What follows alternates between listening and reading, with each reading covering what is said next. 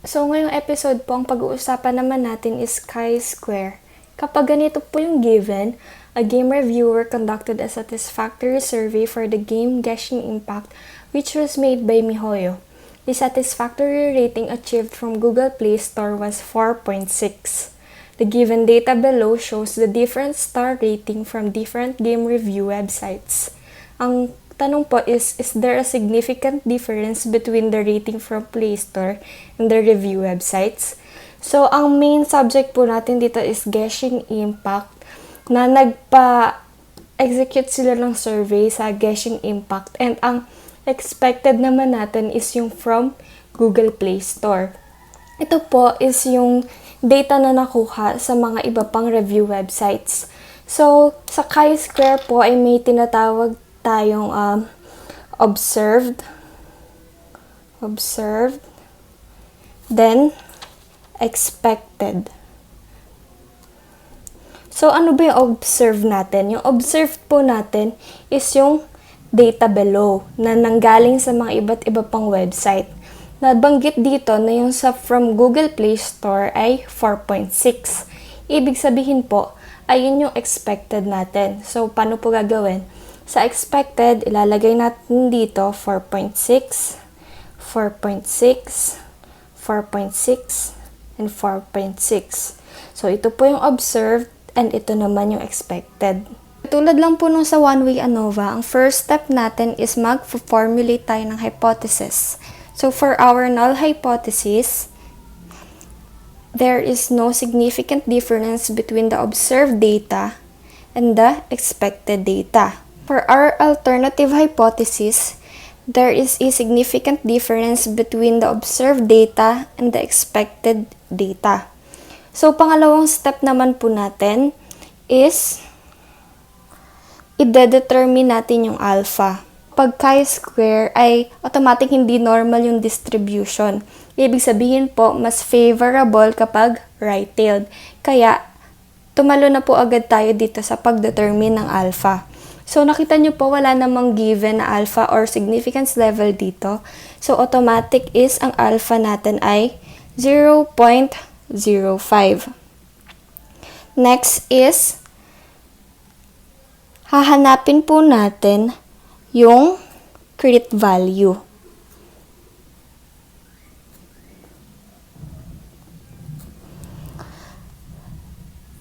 So, ang chi-squared ay ganito po sinusulat. Capital X and then squared. So, chi-squared, crit. And then, para mahanap po natin yung crit is alpha natin, 0.05, and then df, which has the formula of n minus 1. So, ilan po ba yung n natin? Based on the given above, 1, 2, 3, 4. So, we have 4n. df equals 4 minus 1. Then, 4 minus 1 is equals 3. So, now po is magbe-base naman tayo dun sa table na gagamitin yung alpha and then yung df natin.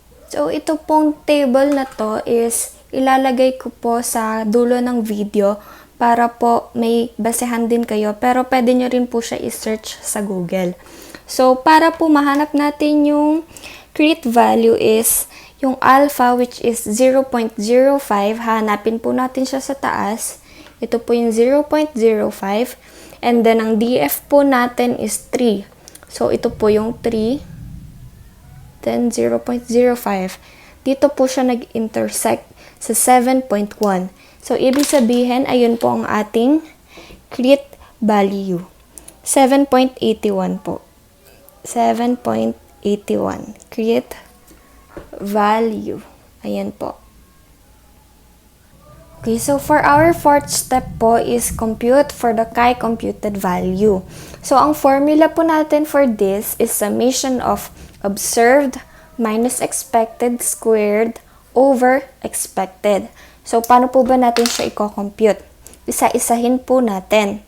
So, website A, 4.1 minus 4.6 squared, then over expected, which is 4.6. Next is website B, which is 3.8. 3.8 minus 4.6, yung expected, squared, then 4.6 ulit yung expected. Next is for website C, 3.7 minus 4.6, then 4.6 ulit kasi expected. Then for the last one is website D, 4.0 minus 4.6, which is yung expected, then 4.6 ulit. Tsaka po natin siya i-compute. Okay, so 4.1 minus 4.6 equals, then squared, 0.25 divided by 4.6. Nakuha po nating sagot is 0.05. I-round off po natin. The next, 3.8 minus 4.6, negative 0.8 squared, then divided by 4.6. 0.14. For website C, 3.7 minus 4.6, then squared, divided by 4.6, 0.18. And for the last one, 4.0 minus 4.6, squared, divided by 4.6, 0.08. So, to get the summation po, a-add po natin itong lahat para makuha po yung summation. And ito na rin po yung kay comp natin. So, 0.05 plus 0.14 plus 0.18 plus 0.08 is equals to 0.45. Ito po yung nakuha nating computed value. For our second to the last step po is ipagkukumpara natin yung create value sa computed value. So for our computed value, nakakuha po tayo kanina ng 0.45. Then for our create value ay nakuha natin is 7.81. So makikita po natin na our computed value is less than the create value. Kapag ganito po, is i-accept po natin yung null hypothesis natin dahil mas mataas yung computed value natin.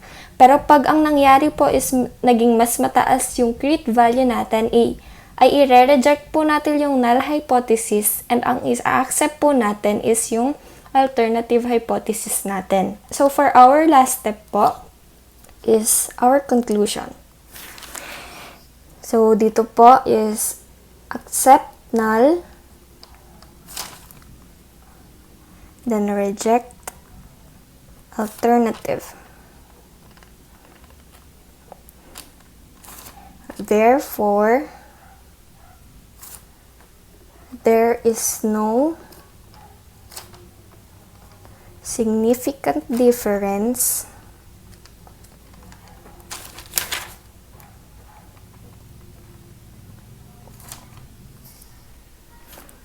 between the rating from Google Play Store